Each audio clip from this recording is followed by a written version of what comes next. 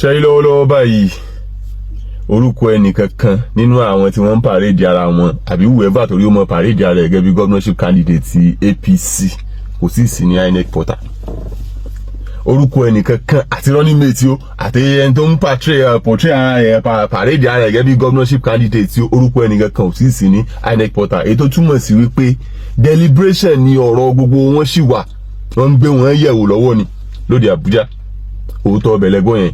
Deliberation ni ọ̀rọ̀ anybody wọ́n sì wà, wọ́n ń gbé wọn yẹ̀wò lọ́wọ́ ní lóde Àbújá. Kò tí ì sí orúkọ ẹnìkankan ní INEC portal. Orúkọ àwọn tó wà ní INEC portal lọ́wọ́lọ́wọ́ báyìí òun ni ti presidential candidate, senatorial candidate àti àwọn tó ń lọ sílé ìgbìmọ̀ aṣojú ṣòfin. Orúkọ àwọn tó wà ní INEC portal nìyẹn. Kò tí ì sí orúkọ governorship candidate kankan ní INEC portal. Ṣé nígbà tí ò bá sí ìwà sí yẹn tó dẹ̀ tún wá jẹ́ wípé èsì ètò ìdìbò abẹ́nú inú ẹgbẹ́ ìyẹn result primary election tí wọ́n ní àwọn ṣe àtúntì rí ẹ̀ náà ní gbangba òde, àwétì náà tó ní result náà. Ṣé wá rí wípé ọ̀rọ̀ ò tí ì di sísọ, torí ẹ̀ ni mo sọ pé kò tí ì tán lọ́jọ́ sí. So tẹ́ bá wà pẹ̀lú mi, ẹni tó bá máa ń tẹ̀lé mi, ẹni tó bá ti máa ń bá mi bọ̀ ti pẹ́, yóò mọ̀ wípé àwọn nǹkan tí mo máa ń sọ tẹ́ bá tún padà lọ jókòó tẹ́ yẹ̀wò tẹ́ rò nílànà tí kò ń fòdò ẹ mọ̀ pé mo mọ òṣèlú kì í ṣe pé bóyá ẹnu. Ṣé nǹkan tí mo ń sọ yé yín? Ìdí tí APC ò fi wá gbọ́dọ̀ gbìdánwò rẹ̀ láti sọ ọmọ Adélábù nù nínú ẹgbẹ́ wọn náà ìpínlẹ̀ Ọ̀yọ́ ó pín sí ọ̀nà mẹ́ta. Àkọ́kọ́ ni ìbáṣepọ̀ tó gúnmọ́ tí ń bẹ láàrin ọmọ Adélábù àti àwọn tí wọ́n jẹ́ pílà APC nínú ìpínlẹ̀ Ọ̀yọ́. Ẹ mọ̀ bá mi bọ̀. Ìbáṣepọ̀ tó gún mọ́ ń bẹ láàrin olóyè Adélábù àti àwọn tí wọ́n jẹ́ pílà ẹgbẹ́ òṣèlú APC nínú ìpínlẹ̀ Ọ̀yọ́. Gbogbo wa la jọ mọ̀ wípé olóyè Adélábù àti Sẹ̀nákò àwọn bàbá mi Ajúmọ̀bí ọjọ́ sí bí wọ́n ṣe jọ wà rè. Wọ́n ṣẹ̀ṣẹ̀ sì nílò láti máa sọ fún èèyàn wípé olóyè Adélábù àti ọmọ Fọlárìn Ìbàdàn bí wọ́n ṣe jọ wà rè. Ó di méjì. Olóyè Adélábù kò ní ìṣòro kankan pẹ̀lú àwọn ẹbí Lámídì Adéṣínà, ìyún àwọn ti Lamist. Kò ní ìṣòro ẹyọ kan, àárín wọn jọ gún mọ́. Mo sì sọ lọ́jọ́ sí wípé igun márùn-ún òun ni òpó tó gbé ẹgbẹ́ òṣèlú APC nípínlẹ̀ Ọ̀yọ́ ró. Igun márùn-ún ló pín sí. Igun àkọ́kọ́ òun náà ni ti àwọn Lamist, ìwọ̀n ti bá mi Lámídì Adéṣínà ọjọ́ sí kọ́lọ́run dákun bá ní dẹ̀lẹ̀ fún wọn. Igun ẹlẹ́ẹ̀kejì onítọ́mọ Ajúmọ̀bí lókè Ìbàdàn ọ̀gá wa. Igun ẹlẹ́ẹ̀kẹta oní ti Adébáyọ̀ Akálà ọmọ ìyá Ológbòmọ̀ṣọ́ nílé Ajílété. He died an APC man. Ó lè má ṣe gómìnà nínú APC. He died as a progressive. Ẹlẹ́ẹ̀kẹta nù. Ẹlẹ́ẹ̀kẹrin oní ti ọmọ Fọlárìn Ìbàdàn. You can only ignore Fọlárìn at your own risk. Ẹ bá gbé ìdánwò rẹ̀ ẹ lè ignore Fọlárìn at your own risk ni. You can only ignore Fọlárìn at your own risk. Ẹlẹ́ẹ̀kẹrin ní ara òpó márùn-ún tó gbé ẹgbẹ́ òṣèlú APC ró nínú ìpínlẹ̀ Ọ̀yọ́ ọmọ Fọlárìn Ìbàdàn ó jẹ́ mẹ́rin. Ẹlẹ́ẹ̀karùn-ún òun ni ti olóyè Adélábù. Òun gẹ́gẹ́ fún alára rẹ̀ wà láàrin àwọn òpó tó gbé ẹgbẹ́ òṣèlú APC ró nínú ìpínlẹ̀ Ọ̀yọ́. Olóyè Adélábù ń bẹ́ẹ̀ kí la wá ń sọ. Bàbá ní fẹ̀kọ́ tanná fúnra wa tá a sì ní dènà pẹ̀lú ẹkún mọ̀ pé bẹ́ẹ̀ yẹn ò ṣeun àní kó ṣeun bí ò ṣèyàn àní kó ṣèyàn. Ibi abálé ayé irú adé yìí a tún gbọ́dọ̀ mọ fi gbá kan bọ̀ kan nínú bí. Èyí tó ṣe pàtàkì tó sì jẹ́ kókó òun ni mo ní kí n sọ fún yín yẹn o. Àwọn tó bá mọ̀ òṣèlú wọ́n mọ̀ wípé èèyàn ò kì í bọ́ta méjì jà lẹ́ẹ̀kan náà. Nígbà tí Wike tó ní issue pẹ̀lú Fúbárà àbí Fúbárà ló sì ní issue pẹ̀lú Wike ni tó di wípé Fúbárà fẹ́ lo ọgbọ́n àlùmọ̀ǹkọ́rọ́ yìí tó fẹ́ wọnú APC. Ó rò pé bóyá APC máa ṣáìdì òun, bóyá ààrẹ Tinubu á ṣáìdì òun pé òun jẹ́ gọ́vnọ̀. Wọ́n torí pé Tinubu mọ̀ṣèlú ọmọ yìí pé Fúbárà kàn jẹ́ gọ́vnọ̀ ni, but in the real sense of it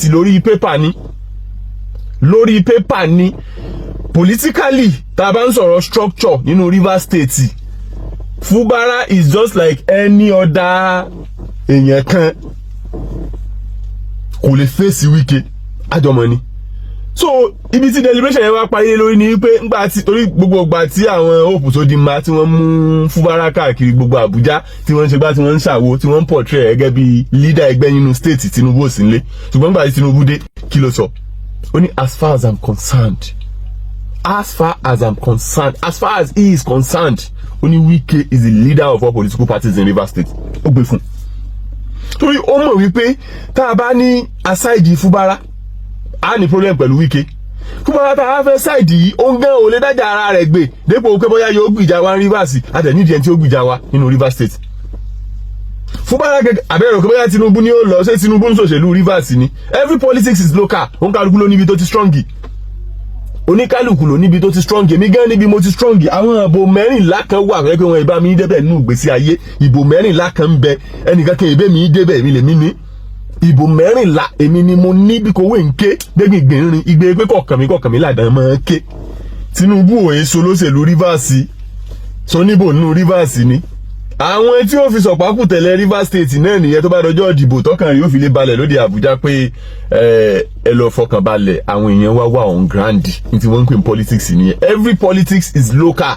Báwọn senate president ṣe wá láti níbo lòun ti wá yìí Godswill Akpabio mi ò tí mo gbàgbé bí ó ti wá ń tiẹ̀ táwọn Fọlárin wá láti inú Ọ̀yọ́ state ń bí láti inú Ìbàdàn táwọn bàbá Bísí Àkàndé ń bẹ nínú ìpínlẹ̀ Ọ̀ṣun táwọn bàbá Ṣẹ́gun Ọ̀ṣọ́bà tí wọ́n ń bẹ lógùn táwọn yòókù náà ń bẹ káàkiri tá a lè gbọ́kànlé tá a lè fọkànlé lórí tẹ́lẹ̀ láwọn Dàpọ̀ Abíọ́dún náà ń bẹ ní ẹgbẹ́ òṣèlú APC gbogbo wọn báwọn tá a lè sọ pé a ní àwọn èèyàn wa on ground tí wọ́n ń pè lóṣèlú nìyẹn ní tí wọ́n ń pè lóṣèlú nìyẹn so tẹ́ bá wọ́n expect bóyá kí Tinubu ó máa bá kó torí Fúbárà bá Wike jà ẹnìkan sọ wípé ṣebí wọn ó kà mára wọn náà ní àti sitting governor kò sí tó ń jẹ́ sitting governor tí omi bá pọ̀jọ́ ká lọ bẹ́ẹ̀ yẹn rò lórí òfurufú yóò rọ̀ ní tí mo wí òye yín tómi bá ti pọ̀jọ́ ká lọ tẹ́yìn bá lọ rò ní orí òfurufú ó di dandan kó rọ̀ kò sí nǹkan tó ń jẹ́ sitting governor in some actual sense in some real sense kò sí tó ń jẹ́ sitting governor tẹ́yìn bá ṣe nǹkan tí ò yẹ kó ṣe tó bá jẹ́ wé tètè nfẹ̀ yóò sùn ní ẹran òótọ́ bẹ̀lẹ́gbọ́n yẹn so ẹ nílé afford láti lose Olóyè Adélabú ẹ lè afford láti lose Olóyè Adélabú ọ̀nà mo ti sọ ìdí méjì tí ẹ fi gbọdọ̀ lose Olóyè Adélabú ní ẹgbẹ́ òṣèlú APC lọ́yọ̀ state lẹ́nì àkọ́kọ́ ló wà láàrin àwọn pílà tó di ẹgbẹ́ ọ̀hún ró lára àwọn pílà 5 tó di ẹgbẹ́ òṣèlú APC rò nínú ìpínlẹ̀ Ọ̀yọ́ Adélabú ń bẹ lára wọn òun náà ló sì karùn ẹlẹ́kejì Adélabú tóbi o ó tóbi o yóò bá polówó lólóyè ẹnìkan ìbòye lọ máa bèsè ó tóbi o Adélabú tóbi o Adélabú tóbi o ẹ̀yin alára wa ẹlẹ́kejì nù o ṣe wá rí ẹlẹ́ẹ̀kẹta ká mẹ́tò ká dóṣèlú mọ̀ ká mọ̀ láti gba tí gbogbo ọ̀rọ̀ yìí ti ṣẹlẹ̀ ṣe gbọ́ kí Olóyè Adélabú ọbọ̀ takọ́ wá pé nǹkan báyìí o tàbí kọ́ wá kọ́ mọ́ bínú inú lóko ẹyẹ gbé ẹnìkan kan ò ní gbọ́ nǹkan kan lẹ́nu ẹ̀ tí a fi dólóṣèlú mọ̀ nìyẹn so Tinubu ò dẹ̀ wá nítorí ìmọ̀tara ẹni nìkan àwọn kan tàbí kó torí pé àwọn kan ń sáfẹ́ lárẹ̀ mọ́ nínú ilé ìjọba ńlá náà tipátipá pé kóun ó wá fi Ọ̀yọ́ ta tẹ́tẹ́ kó fi ìpínlẹ̀ Ọ̀yọ́ ta tẹ́tẹ́ Tinubu mọ bí ìpínlẹ̀ Ọ̀yọ́ ti ṣe jẹ́ tá a bá ń sọ̀rọ̀ nípa ìbò dídì ó yé Tinubu dáadáa pé Ọ̀yọ́ sán lórí Àtíkù win in bí last time Àtíkù win nínú ìpínlẹ̀ Ọ̀yọ́ despite wípé Governor Ajumobi wọ́n ń ṣèjọba lọ́wọ́ Àtíkù dẹ̀ win èyí tó túmọ̀ sí wípé ibi tí ará Ọ̀yọ́ bá fẹ́ dìbò wọn sí wọ́n fẹ́ dìbò wọn sí tí grab nǹkan tí mo ń sọ ibi tí ará Ọ̀yọ́ bá fẹ́ dìbò wọn sí ni wọ́n fẹ́ dìbò wọn sí that is just the plain fact ibi tí ará Ọ̀yọ́ bá fẹ́ dìbò wọn sí ibẹ̀ ni wọ́n fẹ́ dìbò wọn sí so ẹ̀yin tẹ́ ẹ jẹ́ leader mo ti sọ̀rọ̀ nípa tiyín ẹ̀yin leader ẹgbẹ́ òṣèlú APC ní ìpínlẹ̀ Ọ̀yọ́ mo ti sọ̀rọ̀ nípa tiyín láìmọye ìgbà pàápàá jùlọ ńgbà tẹ́ ẹ fẹ́ lo party structure tẹ́ ẹ ní lọ́wọ́ agbára ẹgbẹ́ tí ń bẹ lọ́wọ́ yín tẹ́ ẹ fẹ́ lò láti fi impose candidate lọ́jọ́ sí mo kìlọ̀kìlọ̀ ṣùgbọ́n ẹ gbọ́ mi ńgbà ẹ wá lò tán nísìn tẹ́ ẹ ṣe ń tẹ́ ẹ fẹ́ ṣe bó tiẹ̀ jẹ́ wípé kò tí ì tán ọ̀rọ̀ ìparí o ṣùgbọ́n ńgbà ẹ lò tán tẹ́ ẹ ṣe ń tẹ́ ẹ fẹ́ ṣe ọwọ́ ajájọ lójú ẹ pé ẹ̀yin àwọn ìgbìmọ̀ apẹ̀tùsáwọ̀ kan kí wọ́n máa lọ lé àwọn kan kí wọ́n lọ rí máa pẹ̀tùsá àwọ̀ kí lẹ fẹ́ pẹ̀tù sí tó yẹ kẹ́ ẹ ṣe ẹ̀ tí ì ṣe òkété gbàgbé ìbòsí ó dé gbà láti ọ káwọ́ lérí tẹ́ ẹ kẹ́ ẹ ṣe ẹ̀ ṣe o bó tiẹ̀ jẹ́ pé tí ń bẹ́ńlẹ̀ igun ò tí ì tán bọ́ tí ọ̀tán ló ní àlejò ọ̀lọ́lọ́lá ní nǹkan tó yẹ kẹ́ ẹ ṣe ẹ̀ tí ì ṣe ṣùgbọ́n kò sí àwọ̀ kankan ebi ń gbà táwọ̀ bá wà lẹ́yìn ó pòun fẹ́ parí ẹ̀ àwọ̀ láti ẹ̀sìn parí ẹnìkan yìí parí dúkù fúndì èyí àwọn ìgbìmọ̀ tẹ́lẹ́gbẹ́ kalẹ̀ yẹn wọn lè rí iṣẹ́ kankan ṣe that is the fact wọn ò lè rí iṣẹ́ kankan ṣe torí tí ẹ bá ń retí wípé kí Olóyè Adélabú àbí kí olóyè Tẹ̀sí Fọlárìn kí wọ́n gbà láti ṣiṣẹ́ fún Sàràfà Àlì bí ìgbà tí ẹ bá ń sọ wípé kí wọ́n para wọn politically nìyẹn, bí ìgbà tí ẹ bá mọ̀ọ́mọ̀ tẹ́ gbé májèlé fún wọn pé kí wọ́n gbé jẹ, tẹ́yìn náà sì mọ̀ pé májèlé ni, téèyàn sọ fún yẹn pé gbà májèlé rè ó ya gbé jẹ, bí ìgbà tẹ́ ẹ bá mọ̀ọ́mọ̀ sọ pé kí wọ́n para wọn politically, ìtumọ̀ ẹ̀ nìyẹn. So kò lè wọ́ọ̀kì ní ìgbìmọ̀ apẹ̀tùsáwọ̀ kọ̀ọ̀kan yẹn, ìyẹn ò lè wọ́ọ̀kì. It can't just work because mo ti sọ nǹkan tó máa ṣẹlẹ̀ fún yín, mo ti sọ tó máa ṣẹlẹ̀ fún yín tí Sàràfà bá wọlé, bó tiẹ̀ jẹ́ wípé kò wulẹ̀ tiẹ̀ tí ìgbà tíkẹ́ẹ̀tì ẹgbẹ́ gan because kò sí ìsorúkọ rẹ̀ láì nẹ́pọ̀tà tó bá wọlé. Mo ti sọ tí ó ṣẹlẹ̀ fún yín, ẹ jẹ́ n ṣàlàyé nǹkan tó ṣẹlẹ̀ ní around 2010 to 11, ẹ jẹ́ n ṣàlàyé ẹ̀ fún yín. Nígbà tí Yar'Adua ti kú sẹ́yìn, kọ́lọ́n dákun bá ní fọ̀run kẹ́,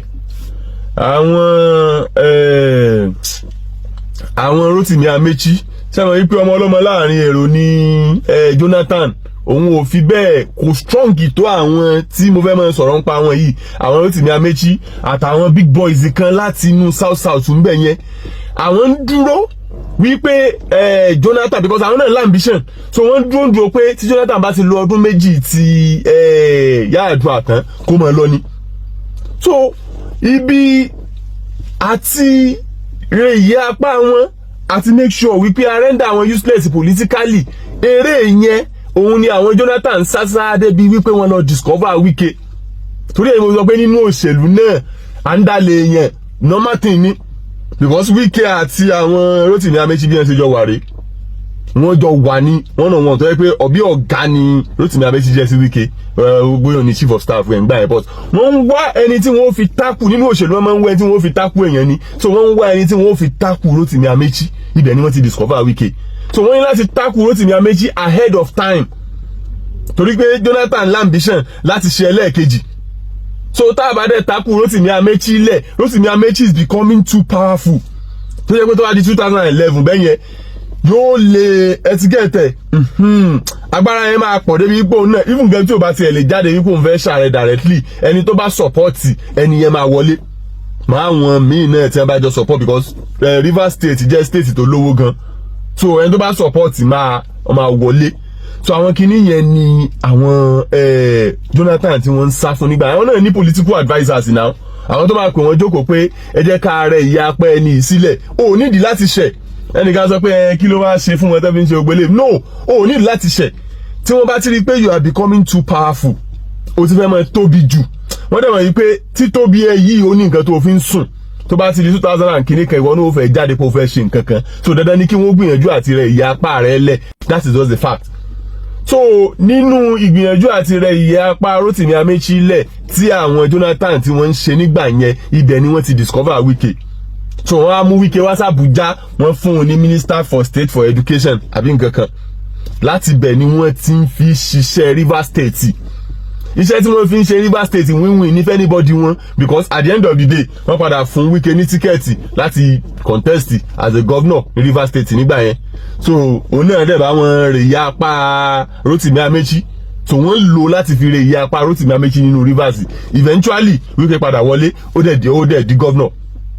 So báwọn kìíní yẹn ṣe rí nìyẹn, and ṣe rí in tí ò yí àwọn ọ̀pọ̀lọpọ̀ ní wípé olóṣèlú ò kì í gbágbára fẹ́ tí ó mọ̀ lò because Rotimi Amechi náà Wike ti ń wo pé báwọn ti ṣe jọ wà táwọn ti ṣe jọ pẹ́ nǹkan ó yẹ kó lè lo òun tí òun bá ń lọ ìyẹn tí Rotimi Amechi bá ń lọ ó yẹ kó lè lo òun gẹ́gẹ́ bí governor gẹ́gẹ́ bí successor, but Rotimi Amechi ò fẹ́ lò because ó mọ̀ pé Wike náà ó jẹ́ yẹn kan tó wà politically bákanbákan, so tóun bá lò kò ní ṣe control, òun ò fẹ́ lò. Àwọn ará Àbújá náà ò fẹ́ jẹ́ kí agbára Rotimi Amechi ó pọ̀ jù bẹ́ẹ̀ lọ débi wípé yóò lè tako Jonathan ní 2011. So wọ́n ní láti wá èèyàn tí wọ́n fi mọ rè ìyá apá rẹ̀, òun ni wọ́n fi discover Wike, mo ti sọ bẹ́ẹ̀ tẹ́lẹ̀. So wọ́n wá discover Wike, wọ́n lò láti fi rè ìyá apá Rotimi Amechi. Eventually Wike dìbò wọlé, ó dẹ̀ lọ́dún mẹ́jọ ẹ̀ tó pé. So bó ṣèlú ṣe rí nìyẹn, bó ṣèlú ṣe rí nìyẹn. Tí Sàràfà bá wọlé, tẹ́ ẹ bá bẹ olóyè Fọlárìn, tẹ́ ẹ bẹ ọmọ Adélabú, tí Sàràfà bá dìbò wọlé tó di governor, I am telling you today, iṣẹ́ tí kọ́kọ́ ń bẹ níwájú Sarafa politically bó jẹ́ mi náà ni tí màá ṣe nìyẹn. Iṣẹ́ tó ń bẹ níwájú ẹ̀ ní láti re ìyẹ́ apá olóyè Fọlárin àti ọmọ Adélabú ọdún mẹ́rin àkọ́kọ́, because ó mọ̀ wípé tóun ò bá ré tí wọ́n bá ń bá bí wọ́n ṣe ń bá lọ tí wọ́n bá ń bá lọ ahead of time o 2031 Sarafa lè mọ̀ pé ó máa ní problem. Òótọ́ ọbẹ̀ lẹ́gbọ́n yẹn tí wọ́n bá ń bá bí wọ́n ṣe ń bá lọ yẹn, if eventually tí wọ́n bá agree láti support Sarafa tí wọ́n bá agree láti support governorship ambition rẹ̀ tó wá dìbò wọlé tóun náà ń ṣèjọba lọ, táwọn olóyè Fọlárin náà wà lẹ́gbẹ̀ẹ́ kan tí wọ́n ń ṣayé wọn lọ, tí àwọn olóyè Adélabú náà wà lẹ́gbẹ̀ẹ́ kan tí wọ́n ń ṣòṣèlú wọn lọ, ó mọ̀ wípé ambition kì í kú nínú alambition.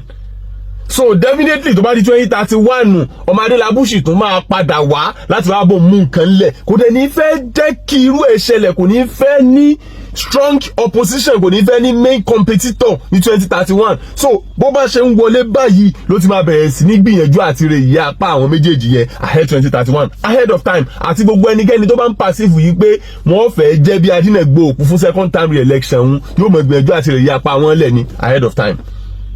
So bó ṣe jẹ́ nìyẹn, ẹ̀yin orí tó yẹ jẹ́ pé lọ́pọ̀lọpọ̀ gbà ẹ mọ̀ sọ wípé lágbájá dẹ̀ wá ṣiṣẹ́ fún ẹni nígbà tí yóò dìbò, kí ló wá dé tó wá jẹ́ pé lójijì wọ́n wá ń victimize ẹ̀, wọ́n wá ń dààmú rẹ̀. Ó ṣe lẹ́ kí wọ́n dààmú ẹ̀ because bí bẹ́yẹ bá ṣe lọ la ṣe sọ̀kù ẹ̀, tí wọn ò bá dààmú ẹ̀, tí wọn bá victimize ẹ̀ láti render ẹ̀ politically useless, tó bá dọjọ́ iwájú yóò jẹ́ ṣòro fún wọn. So reason nìyẹn tí wọ́n fi gbọ́dọ̀ dààmú ẹ̀, reason nìyẹn tí wọ́n fi gbọ́dọ̀ fòrú ẹ̀, reason nìyẹn tí wọ́n fi gbọ́dọ̀ gbẹgbẹ́ mi ń dòlá, reason nìyẹn tí wọ́n fi gbọ́dọ̀ bá gbómi ìjà kaná. Bó ṣèlú ṣe rí nìyẹn. But most people don't know, they really don't understand all these stuffs. Bó ṣèlú ṣe rí nìyẹn. O lè máa wo ẹni tí o lè máa wo opponent ẹran tàbí kó máa wo ẹni tí o mọ̀ yí pé ó ṣeé ṣe kó padà jẹ́ Adínàgbò òkú fún ambition rẹ̀ lọ́jọ́ iwájú, kó wá máa wòran, ó fẹ́ máa wo potential opponent ràn. Ó ń ṣe rẹ̀ nìyẹn. So ẹ̀yin APC leaders lọ́yọ̀ state ẹ kọ́kọ́ mọ́kàn kú òǹbí wípé ẹ rí Adélabú bẹ̀ láti ṣiṣẹ́ fún Sarafa, ẹ mọ́kàn kú òǹbẹ̀, ẹ dẹ̀ mọ́kàn kú òǹbí pé ẹ rí Tẹ̀sí Fọlárin bẹ̀ láti ṣiṣẹ́ fún Sarafa. Àfi the only reason tí olóyè Tẹ̀sí Fọlárin fi lè gbà láti ṣiṣẹ́ fún Sarafa òun ni tí wọ́n bá ti yọwọ́ nínú tó ní í ṣe pẹ̀lú òṣèlú Ọ̀yọ́ state tó yẹ pé òṣèlú Àbújá wọn fẹ́ máa ṣe ọ̀tán. Aláwọn olóṣèlú kan bẹ́ẹ̀ tó yẹ pé òṣèlú òkè làwọn máa ṣe. Tí wọ́n bá ti yọwọ́ nínú òṣèlú Ọ̀yọ́ state yìí pé àwọn ò ṣe mọ́ ó tán, àìjẹ́bẹ̀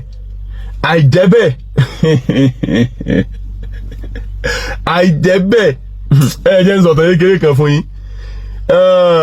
Ó ní ìgbà kan tí gómìnà olóríire ìyẹn gómìnà Adémọ́lá Adélékè tí ìgbà tí PDP ti ní problem tí èèyàn ò lè fi platform yẹn dìbò ṣẹmọ̀ pọ́rọ̀ wọn ilé ẹjọ́ wọn ń lọ wọn ń bọ̀ nìyẹn. So gómìnà Adémọ́lá Adélékè wá ń gbìyànjú àti wá ẹgbẹ́ òṣèlú tí wọ́n lè lọ. So àwọn political advisers wọ́n gbà wọ́n nímọ̀ràn láti lọ sínú ẹgbẹ́ òṣèlú APC, léyìí tí ààrẹ Bọ́lá Tinubu gun òdẹ̀ ní problem pẹ̀lú ẹ̀ because wọ́n ṣe meeting ní Èkó lẹ́ngbà yẹn. So ó wá yẹ kí gómìnà Adémọ́lá Adélékè kí wọ́n ṣe declaration nínú Ọ̀ṣun state, káwọn state executive ó dẹ̀ gbà wọ́n wọlé sínú ẹgbẹ́. Kí lẹ́mọ̀ tó ṣẹlẹ̀? Àwọn Oyètọ́lá ó mọ̀ pé òun ò lè dá Adélékè dá dúró láti má wọnú ẹgbẹ́ òṣèlú APC. Ó wá lọ mú ọmọọba Iyọlá Omiṣore mọ́ra. Ó dẹ̀ mọ̀ pé ọmọọba Iyọlá Omiṣore ó mọ̀ pé wọ́n l'ambition láti di governor. Ní tó wá bá wọn sọ ní pé gómìnà fẹ́ wọnú ẹgbẹ́ yín, tó bá ti wọnú ẹgbẹ́ automatic ticket ní o, èmi ò dẹ̀ rọ́ọ̀nù o. Nítorí Oyètọ́lá ìtìyẹn ló sọ nìyẹn pé òun ò rọ́ọ̀nù ní tòun o, ṣe mọ̀ pé ẹ̀yin lẹ l'ambition. Àwọn ọmọọba Iyọlá Omiṣore ni wọ́n wá lò láti make sure wípé APC stay firm nínú Ọ̀ṣun state pé gọ́vnà láǹfààní àti lè wọlé. Àwọn ọba Iyọlá Omiṣore àti gbogbo àwọn tó kù àwọn ni wọ́n rí dájú pé gọ́vnà Adélékè ò láǹfààní àti lè wọlé. Inú yìí sọ̀rọ̀ tẹ́ o because gọ́vnà ọmọọba Iyọlá Omiṣore wọ́n ti di ara wá ń sìn nínú ẹgbẹ́ òṣèlú Accord nínú ìpínlẹ̀ Ọ̀ṣun òkè sọ̀tẹ́ o. But àwọn ni wọ́n lò láti dájú pé wọn ò láǹfààní àti wọ́pọ̀. Lásìkò yẹn Oyètọ́lá ò tí ì show káàdì tó fẹ́ play àwọn ọmọọbakùnrin Iyọlá Omiṣore, kò tí ì show káàdì tó fẹ́ play nígbà yẹn tó kàn sọ fún ẹni pé òun ò rọ́ọ̀nù. So eventually kò rọ́ọ̀nù lóòótọ́, ṣùgbọ́n ètò ìdìbò abẹ́nú inú ẹgbẹ́ tí ó yẹ kí wọ́n ṣe kí wọ́n fi mọ ẹni tó jáwé olúborí in due process ṣé wọ́n jẹ́ wọn láǹfààní àti ṣe. Bó ṣèlú ṣe rí nìyẹn. That is just politics for you. So èèyàn máa ń stop opponent ahead of time ní Sarafa máa stop àwọn olóyè Adélabú ahead of time tí wọ́n bá gbà láti support ambition rẹ̀ eléyìí tí ò tiẹ̀ tí wà feasible naturally because orúkọ Sarafa òun kò tí ì sí nínú kò tí ì sí INEC portal so èyí tó túmọ̀ sí pé deliberation lọ́rọ̀ gbogbo wọn sì wà wọ́n sì ń yẹ̀ wọ́n wò lọ́wọ́ nítorí ẹ̀ mo sọ pé kò tí ì parí lọ́jọ́ sí and it is not over until it is over.